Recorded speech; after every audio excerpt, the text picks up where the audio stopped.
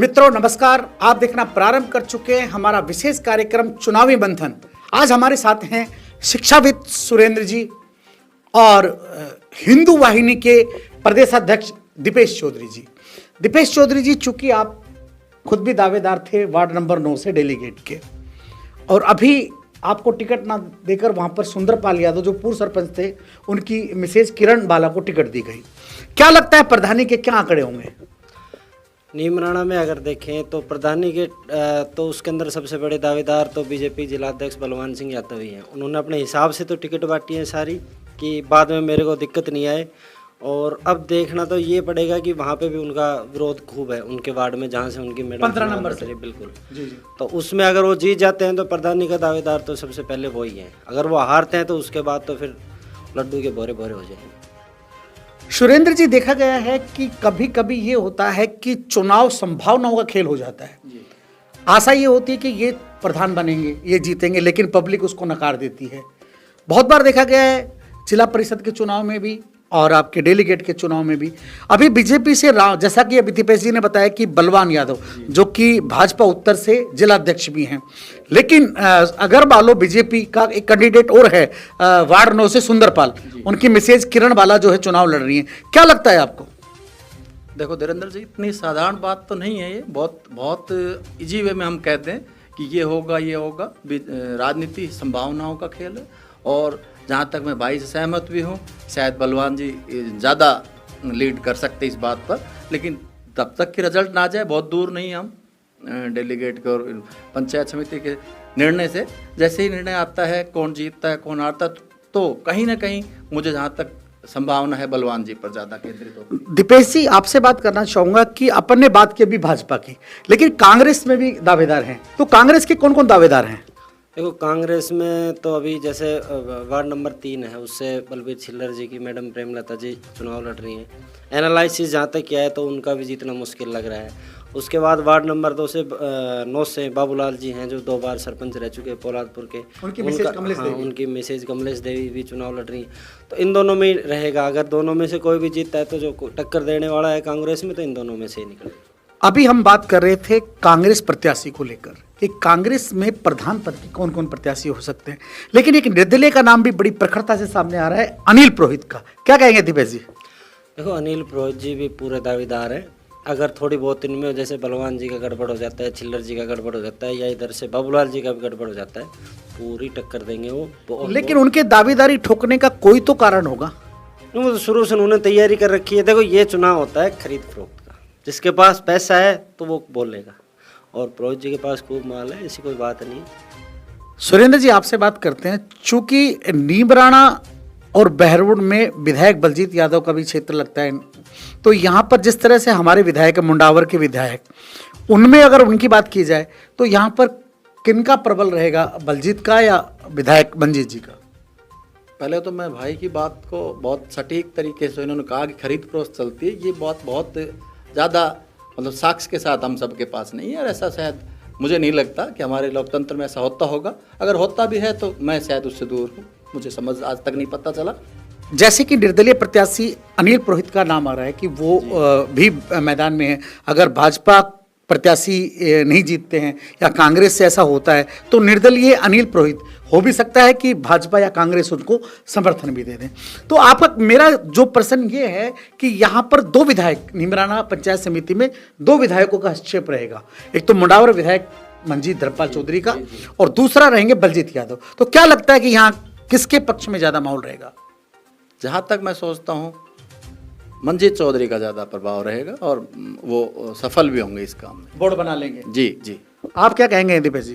देखो इसके अंदर एक ट्विस्ट और है जो आप बता रहे हो कि बलजीत जी का और इनका है, तो इसमें एक ट्विस्ट ये है कि बलजीत यादव कहीं न कहीं किसी भी टाइप से बलवान जी की सपोर्ट कर रहे हैं। ये नहीं, ये आपका कहना है या ऐसा है? ऐसा ट्विस्ट है ये जो हमने देखा है जाके, तो वहाँ कहीं ना कहीं ये लग रहा है। क्योंकि आप देखिए बहरोड के मतलब पार्टी से दूर हो, क्योंकि वो निर्दलीय है। हाँ। बलजीत जी कोई पार्टी का तो उनके ऊपर तमंगा है नहीं, तो वो दोनों तरफ जा सकते हैं, भाजपा की तरफ भी जा सकते हैं और कांग्रेस की तरफ से। अब बात कर लेते हैं मुंडावर में कौन होगा प्रधान पद का दावेदार। सीधे सीधे चलते हैं दीपेश के पास। दीपेश जी से जानते हैं कि भाजपा से प्रधान पद के दावेदार कौन है। जी दीपेश जी। भाजपा से फिलहाल जो 1 नंबर प्रधान वो हैं मौलावा सरपंच अजीत यादव की धर्मपत्नी। वहां से कांग्रेस के कदावर नेता हैं करण सिंह चौधरी, वो भी चुनाव लड़ रहे हैं। क्या लगता है, क्या वो नहीं, उनका चुनाव जीतना मुश्किल लग रहा है, क्योंकि वहाँ पे जो अभी अपनी बात चल रही थी कि वहाँ पे कहीं ना कहीं एमएलए साहब को खतरा लगा और उन्होंने उस चीज़ का बिल्कुल जमकर विरोध करवा के, और वहाँ उनकी हार थोड़ी दिख रही है। नहीं, लेकिन विधायक साहब तो अपने चुनाव के लिए वोट मांग सकते हैं, लेकिन जाट बहरोड की पब्लिक को रोक थोड़ी सकते कि भाई आप वोट ना दे करण सिंह को। देखो, एक विधायक है तो 200 400 500 वोट तो अपने गाँव में भी कहीं ना कहीं इधर उधर कर सकते हैं, ऐसी कोई बड़ी बात नहीं है। ये तो रही बात अजीत सरपंच की, और कौन दावेदार हो सकते हैं? इनके अलावा जैसे निर्दलीय बोले तो अपन सम्मी चौधरी जी आ रहे हैं कांग्रेस से। बीजेपी से बात अब बीजेपी से सुरेंद्र यादव वार्ड नंबर 2 से थे, लेकिन उनका भी डिसीजन त्रिकोणीय मुकाबला हुआ। हाँ, उनका 4 चौकोणीय मुकाबला हो रहा है। इसके अलावा और भीम नेताजी हैं, उसके अलावा अपने एक गुप्ता जी हैं मैनपुर से, महेश जी पूर्व सरपंच रह चुके हैं, वो भी ताल ठोक रहे हैं। ये निर्णय तो एमएलए साहब ही करेंगे कि भाई कौन इसमें। करण सिंह जी 2 जगह से चुनाव लड़ रहे हैं, एक तो वहां अपनी पत्नी को चुनाव लड़ रहे हैं, जबकि पहल साइड से वो खुद चुनाव लड़ रहे हैं। तो क्या वहां भी कोई बहुत अच्छी रिपोर्ट नहीं आ रही? लेकिन कदावर नेता हैं, भंवर साहब के करीब हैं, टीकाराम जूली के बहुत करीब माने जाते हैं। तो ऐसे में क्या लगता है कि वहां पर एक कांग्रेस की पूर्व महिला जिला अध्यक्ष अनीता चौधरी भी चुनाव लड़ रही हैं, संभवतः वार्ड 4 से हैं वो। तो क्या लगता है वहां से?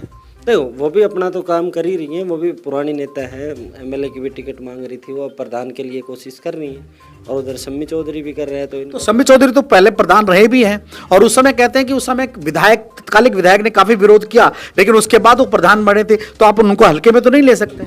हल्के में नहीं है, लेकिन यहाँ पे मुंडावर के अंदर बीजेपी का वर्चस्व कहीं ना कहीं थोड़ा जाता है। नहीं, लेकिन बीजेपी का वर्चस्व तो नीमराना में भी होना चाहिए, लेकिन कहीं ना कहीं बात हम करते हैं विधायक की, तो जिस तरह से जितने प्रखर रूप से बलजीत अपने समर्थकों के साथ लगते हैं, ऐसा नहीं देखा गया कि मंजीत चौधरी जिस तरह से लगते हैं। कैसा, क्या कहेंगे आप? देखो, उनका विरोध तो है अभी, तो मान लो दोनों जगह। मेरा जहाँ तक मानना है, बोर्ड तो बीजेपी के ही बन रहे हैं, मुंडावर में भी नीमराना में भी। लेकिन तो क्या माना जाए, उसमें बालकनाथ की चलेगी या मंजीत की? ऐसा गुप्ता जी नहीं है। नगर परिषद चुनाव में कहीं पार्टी बहुत अच्छा अपना वो दिखा सकती है परफॉर्मेंस। डेलीगेट जो चुनाव है ना, इसमें मुझे कहीं व्यक्तिगत छवि ज़्यादा मायने रख रही है, क्योंकि मैं इसको सीनियर सरपंच के चुनाव समझता हूँ, ना कि किसी पार्टी के। बहुत सारे कैंडिडेट ऐसे हैं जिनका पार्टी ना होते हुए बहुत अच्छा काम करेंगे, और पार्टी के साथ भी कुछ ऐसे चेहरे हैं जो पार्टी को उनके नाम से जाना जा रहा है। तो ऐसा भी होगा तो डेलीगेट चुनाव नहीं, लेकिन टिकट वितरण में बड़ी किलकिलाट मची जी। जिनको टिकट मिला वो खुशी खुशी चुनाव लड़े, लेकिन जिनको नहीं मिला वो सीधे सीधे विरोधी पक्ष में आ गए। पोलादपुर में हुआ, पोलादपुर में दीपेश जी खुद टिकट मांग रहे थे 9 नंबर से, लेकिन वहां टिकट मिला जो विधायक का विरोध कर रहे थे। विधानसभा का जब चुनाव हुआ तो सुंदरपाल यादव ने खुलकर विरोध किया था विधायक साहब का, तो उसे इनाम समझा जाए या क्या समझा जाए? भाई, उनकी नज़रों में तो शायद इनाम ही है कि भाई जो विरोध है मेयर वही मेरे से टिकट मांग रहा है, मैं उसको ही दे रहा, तो शायद कहीं ना कहीं उनको मजा आता होगा इस चीज़ के अंदर कि भाई। नहीं, आपको लगता है कि अगले विधानसभा चुनाव में विधायक साहब को ये टिकट वितरण भारी पड़ेगा? बहुत भारी पड़ने वाला है जी, बहुत। आपको लग रहा है ऐसा? कैसा होगा? मुझे ऐसा लगता है कि जब आप पार्टी से जुड़े हुए हो तो किसी एक आदमी के निर्णय पर, एक एमएलए साहब या एमपी या कोई भी बड़ा पदाधिकारी, उसका खुलकर विरोध ना हो, क्योंकि आप पार्टी के सदस्य ना किसी एक लेकिन व्यक्ति। टिकट वितरण में तो ये देखा गया कि यहाँ पे तो बड़े अजीब नज़ारे हुए। वार्ड नंबर 2 से वेद प्रकाश खबरी को एक रात तक ये पता होता है कि मैं बीजेपी का कैंडिडेट हूँ, पता लगता है वहाँ जगदीश यादव जी को टिकट दे दी जाती है, लेकिन जब फॉर्म जमा करने की बात आती है तो पता लगता है कि उनका सिंबलिज्म नहीं हुआ। तो क्या कहेंगे आप इसमें? यही एक रात का, जिसे कहते हैं ना, यही रात भारी, वो रात भारी रही इन पर। रात को जो लड्डू, यही रात अंतिम, यही रात भारी, रविंद्र जैन साहब का बहुत। तो क्या कहोगे आप? और उसमें एक अचंभा और रहा है बाद में, जगदीश गुरुजी उसके बाद में अपने जो निर्दलीय प्रत्याशी थे उनके साथ होगी, मतलब उन्होंने भी बीजेपी के खिलाफ अपने विरोध का झंडा ऊंचा कर लिया उन्होंने। अच्छा, अब बात कर लेते हैं चलते चलते जिला परिषद की। तो जिला परिषद में क्या मानना है आपका? जिला परिषद का चुनाव किन किन के बीच रहेगा? जिला परिषद का चुनाव, जैसे मैं 1 से और 9 नंबर की बात करें अपन, 1 नंबर वार्ड से और 9 नंबर तक की, तो उसकी मैंने लिस्ट है अपने पास। 1 नंबर में झाबर 1 नंबर पे, ये झाबर निर्दलीय, बिल्कुल निर्दलीय, उसने बहुत मेहनत कर रखी है। 2 नंबर में भी खबरी जैसे बिल्कुल साफ जीत हो रही है। 3 नंबर में दोनों सविता हैं, वहाँ बहू बेटी का चुनाव है। अच्छा, जो पार्षद फिलहाल प्रधान है वो यहाँ की बहू है नीम ढाणी की, और यहीं की बेटी हैं जो सविता जी हैं दूसरी, दोनों का नाम सविता है। तो वो सविता कहीं ना कहीं हमारे नज़रिए में आगे निकल रही है। 4 नंबर की बात करें तो वहाँ पे मुन्ना निर्दलीय है, लेकिन मुन्ना खोरी के नाम से वो निर्दलीय है, लेकिन उसको बीजेपी से और कांग्रेस से भी कई नेताओं का खुला सपोर्ट है। अगर वो जीतता है तो दोनों ही उनको लपक लेंगे। उसके बाद 5 नंबर में राम नरेश जी आराम से जीत रहे हैं। 6 नंबर में विद्या देवी जो यूथ अध्यक्ष संजय जी की माता जी हैं वो भी आराम से जीत रही हैं। लेकिन एक बात देख रहे हैं कि कहीं ना कहीं अगर ये संजय जीतते हैं तो कहीं ना कहीं विधायक बलजीत के जो प्रभुत्व है उसको तो चैलेंज करते हैं। क्या कहेंगे आप? संजय यादव जो हैं, अगर उनकी मां अगर वहां जीतती है तो क्योंकि बलजीत के तो घुर विरोधी रहे और ऐसे में अगर वो जीतते हैं तो कहीं ना कहीं राजनीति में गुप्ता जी कहीं धुर विरोधी काम नहीं करते, समय और परिस्थितियों की डिमांड के अनुसार वो चेंज भी हो जाता है। आपको लगता है? मुझे ऐसा लगता है। आप क्या कहना चाहेंगे इस पर? ये मैं गुरु जी की बात से निश्चित सहमत हूँ। राजनीति में कोई दोस्त नहीं है और कोई दुश्मन नहीं है। उस पर अपन 7 नंबर पे आते हैं तो 7 नंबर में जैसे भीमराज लड़ रहा है, यूथ है, अच्छा उसकी पकड़ है। सुरेंद्र यादव वकील साहब हैं, वो सरपंच रह चुके हैं। उसके बाद में इन दोनों को जो टक्कर दे रहे हैं, पहले जैसे सुरेंद्र की जीत दिख रही थी क्योंकि भीमराज नया था, उसके बाद भीमराज ने चुनाव बनाया। दिक्कत आ रही है इन दोनों को, दोनों में दिक्कत क्या आ रही है कि यहाँ पे वही ये एक ऐसा वार्ड है जहाँ पे कास्टिज्म चलता है, जाट हीर की लड़ाई होती है। इसके अंदर लड़ाई का मतलब ये है कि इनमें थोड़ा सा चलता है। तो जाट वो तो मुंडावर की पूरी राजनीति में चलता है और कहीं ना कहीं जाट और अहीर पे ही इसमें कहीं मैं भीमराज जी को ज़्यादा आगे मान रहा हूँ और बहुत मुझे ऐसा लगता है भीमराज जी एक तरफा जीतते हैं। नहीं, जैसे सोशल साइटों की बात करें तो वहाँ भी भीमराज लग रहा है कि भीमराज चुनाव जीत रहा है। मैं आपको बताता हूँ कारण क्या है। सुरेंद्र इसमें जाटों के वोट भी चाहते हैं, लेकिन आरएलपी से उसी पंचायत सुरेंद्र की पंचायत से जिन्होंने सरपंच का चुनाव अभी लड़ा था दोनों ने, तो उसने अपनी भड़ास निकालने या राजनीति में मौका निकालने के लिए वो आरएलपी की टिकट लिया है। तो उसके वोट जो सुरेंद्र के वोट कट रहे हैं वो आरएलपी को जा रहे हैं। चलो अब 7 के बाद अगर आप 8 पर आते हैं, 8 का क्या रहेगा? 8 में संदीप के लिए आ रहे हैं, उसमें कोई संदीप यादव फौलादपुरिया, तो वहां तो टक्कर वो हरीश भी दे रहे हैं और वहां जैसे कि पीसीसी सचिव ललित यादव ने भी पूरी तैयारी की है। क्या कहेंगे? वहाँ पे अब वही बात है, 8 नंबर के अंदर पीसीसी सचिव भी कहीं ना कहीं साइलेंट मोड पे संदीप की सपोर्ट में ही थे। नहीं, ऐसा आप ये आरोप है आपका या ऐसा हकीकत है मेरा? इसी वजह से तो संदीप क्लियर जीत रहा है ना। आपको लगता है कहीं ना कहीं ऐसा हो कि अपने प्रत्याशी को भी हराने के नेता प्रयास कर लेते हो, कहीं ना कहीं उनका ईगो टकराता हो? ऐसा बहुत कम होता है, लेकिन जहाँ तक संदीप फौलादपुरिया की बात है उसकी टीम बड़ी ज़बरदस्त थी। मैंने मानका और 2-3 गाँव में जाके देखा कि उनके जो जिनको क्या कह मतलब एक मजबूत पिलर के रूप में स्तंभ थे। मानका से मैंने देखा 2-3 लोग जो कि अभी 10 या 5-6 साल से बीजेपी को ज्वाइन किया है और उन्होंने जो मेहनत की है उसका नतीजा संदीप फौलादपुरिया को मिलेगा और वो एक तरफा जीत सकते हैं। मुंडावर के जो वर्तमान प्रधान है ईश्वर प्रधान, तो वो 9 नंबर से लड़ रहे हैं, क्या लग रहा है आपको? नहीं, उसमें गौरव यादव भी हैं और गौरव यादव भी अपनी एक अच्छी पकड़ बना के बैठे हुए। टक्कर जबरदस्त है, दोनों जबरदस्त टक्कर है। नहीं, इस एरिया के अंदर एक चीज आप देखना, 3 जगह का मैं नाम लूंगा आपको, झाबर, खबरी और संदीप। इन तीनों यूथ है, तीनों की मतलब अंडर 30 के लगभग। तो शाजापुर थाना क्षेत्र की बात करें तो भीमराज और संदीप फौलादपुरिया आप ले लो। चलो भीमराज को तो थोड़ा साइड वो एक प्रॉपर पार्टी से बिलोंग करके रोका, लेकिन इन तीनों की मैं बात कर रहा हूँ। इन तीनों को अगर कोई पार्टी टिकट देती भी नहीं, जैसे झाबर ने तो टिकट, अगर मान लो संदीप फौलादपुरिया को टिकट नहीं भी मिलती तो भी वो जीतता, क्योंकि इतना उसने मैंने देखा कि काफी सक्रिय रहा वो। जी जी जी। जैसे खबरी की टिकट नहीं, लेकिन हरीश भी कम सक्रिय नहीं रहा, हरीश ने भी काफी मेहनत की। लेकिन देखो हरीश ने 4 साल 5 साल का टारगेट मान लो आप, और संदीप 15 साल से काम कर रहा है, तो 15 साल की मेहनत का रिजल्ट। कोरोना के दौरान संदीप फौलादपुरिया का जो रिस्पांस या लोगों के साथ जो तालमेल रहा ना, वो अविस्मरणीय और शानदार था, उसका भी फायदा मिलेगा। बात करते हैं कि जिला प्रमुख कौन होगा। कांग्रेस की बात करें तो आप कांग्रेस के लिए बताएं कि जिला प्रमुख की दौड़ में कौन कौन है? कांग्रेस में जिला प्रमुख की दौड़ में जैसे 49 नंबर वार्ड से बलबीर सिंह, हरसोली साइड से जो बलबीर सिंह, हाँ उनका देखो जो भंवर जितेंद्र का पूरा हाथ है उनके ऊपर।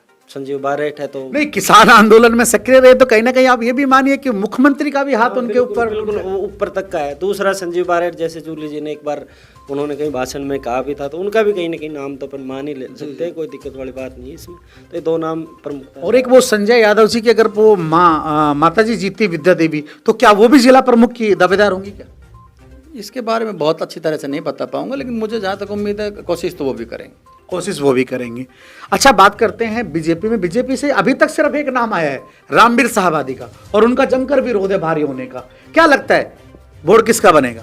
नहीं, बोर्ड तो मेरी जहाँ तक सोच है, जो हमने देखा, बोर्ड तो कांग्रेस का ही बनने जा रहा है। जो जिला परिषद में, क्योंकि पिछली बार भी देख लो आप, बीजेपी के ज़्यादा थे, फिर भी कांग्रेस का बोर्ड बन गया था। तो ये भीतरी घात इसमें होता है। नहीं, इसमें भीतरघात करेगा कौन? तो अब तो बीजेपी के वाले लोग करेंगे, क्योंकि जब कांग्रेस से तो 3 नाम आ गए हैं, बलबीर छिल्लर, संजीव बारेट और संजय यादव की जो माताजी हैं विद्या देवी। लेकिन रामवीर सहवादी बीजेपी से, और इन्होंने बाड़ेबंदी भी की है। लेकिन क्या लगता है कि बाड़ाबंदी टूटेगी और कहीं ना कहीं वही धनबल का प्रयोग होगा?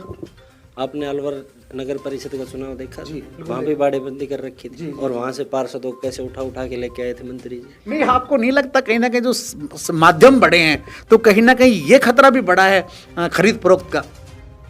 स्वाभाविक है, कुछ बातें कही नहीं जाती जो समाज में प्रचलित हैं, और आप सब भी विधिवत जानते हो कि ऐसा होता होगा, लेकिन मैं ऐसे कभी नहीं देख पाया हूँ, शायद नहीं होना चाहिए, लोकतंत्र के लिए खतरा भी है। चुनावी मंथन में हम बात कर रहे थे कौन होगा प्रधान और कौन होगा जिला प्रमुख। हमारे साथ थे शिक्षाविद सुरेंद्र जी और हिंदू वाहिनी के प्रदेश अध्यक्ष दीपेश चौधरी। मैं आपका स्वागत करता हूं, आपका अभिनंदन करता हूं और आपको ढेरों धन्यवाद देता हूं कि आप हमारे इस कार्यक्रम में आए और अपनी राय आपने हमें दी। तब तक आप लीजिए विराम, हम फिर मिलेंगे किस ऐसे ही कार्यक्रम में किसी और शख्सियत के साथ। तब तक आप देखते रहिए खबराना.com।